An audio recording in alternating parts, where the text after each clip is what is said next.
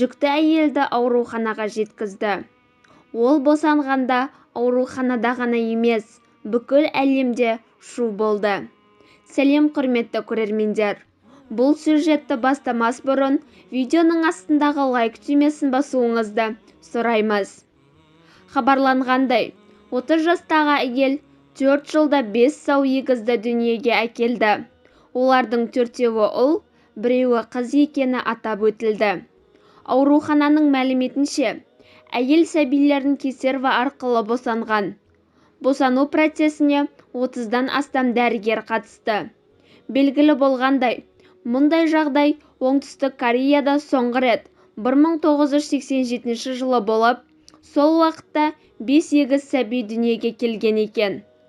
Құрметті көрермендер, балаларға денсаулық тілей отырып, бейнебаянымызды аяқтаймыз. Ал видеоны лайк басу арқылы достарыңызға жіберіңіз. Сау саламат болыңыз.